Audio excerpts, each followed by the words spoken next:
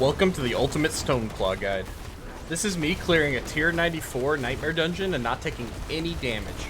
It took 2 weeks, but I finally got the last piece of gear I needed in order to test this theory. And my god, does it work. Thank you to the Twitch chatter that put me onto this, and everyone else that's contributed feedback to the builds. With this final piece of the puzzle, Stoneclaw can now clear up to Nightmare tier 100 dungeons. This video took a combined 2 weeks of theory crafting and testing, as well as over 2 days of recording and video editing. So if you like the content, why don't you subscribe? But I won't make you wait any longer. Here's the build. So how does this build work? First off, our main damage source is Earthen Bulwark. We choose the passive that makes rock shrapnel fly outward when Earthen Bulwark is destroyed or expires. We utilize Nature's Fury, a keystone passive, and the synergy it has with Symbiotic Aspect. This allows us to remove the cooldown 30% of the time when we use a skill of the opposite damage type, aka Earth and Storm. We're utilizing Great Staff of the Crone in order to use 2 basic attacks at once, and both of them are Storm.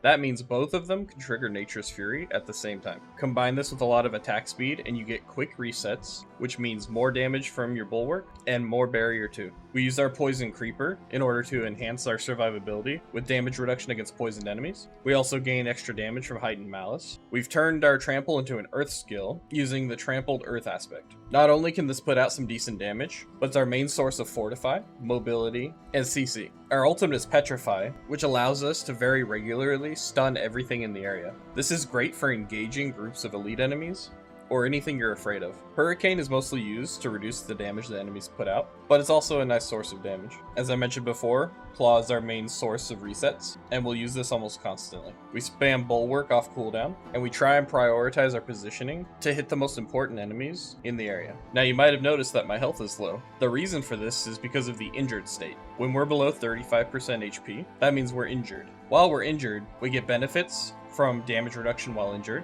on our boots, pants, and amulet. Between those stats and many other damage reduction stats on our Paragon board or on our gear, we're able to effectively take no damage, even in tier 100. For a helmet, we're going to want Mighty Aspect, and for the stats, we'll want basic skill attack speed, cooldown reduction, barrier generation, total armor, or maximum life. For our chest armor, we'll use the Mending Stone aspect, 2 to 3 damage reduction stats, maximum life, armor, or barrier generation. For our gloves, we'll take Trampled Earth aspect. For the stats, we'll take critical strike chance, attack speed, critical strike damage, lucky hit chance, and any other stats you find useful.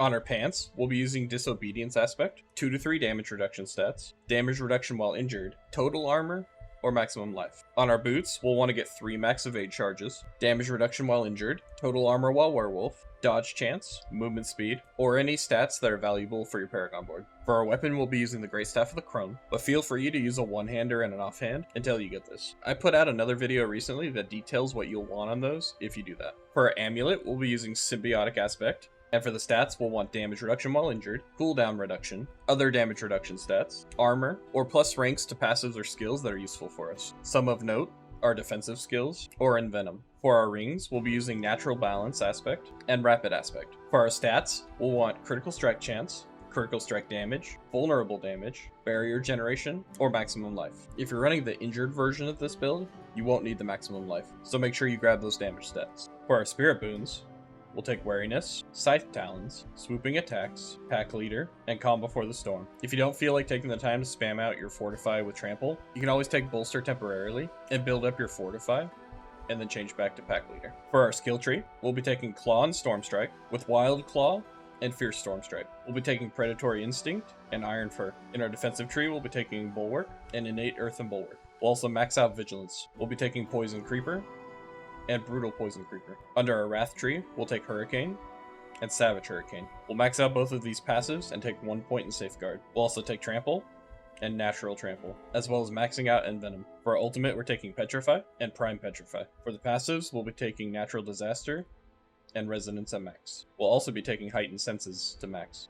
For our Keystone passive, we're using Nature's Fury. For our Paragon boards, on the starter board, we're taking Exploit, then we're moving to Heightened Malice, and on Heightened Malice, we're taking Shapeshifter. To the left, our next board is Thunderstruck, and we'll be taking Protector. Moving back across Heightened Malice to the right, we're taking Inner Beast and Territorial. Moving up, we'll be taking Earthen Devastation and Undaunted. Back down to the bottom right, we're taking Survival Instincts. And then all the way across in the top left, we're taking Lust for Carnage. And there we're grabbing Werewolf. Here's a look at my damage reduction stats so that you can make a comparison and get an idea of where you need to be. A couple of quick tips. If you plan to do a difficult dungeon, make sure you let the enemies outside the dungeon take your health down to where you want it before you go into the dungeon. If they push your health too far down, you can always keep an item on you that has the Skinwalker's aspect so that you can heal yourself a little bit and get to where you need to be. I hope you guys enjoy this build. If you enjoy the content, don't forget to subscribe. And I want to give a special thank you to my Twitch stream viewers that have taken the time to help me one way or the other. Daddy Druid signing out.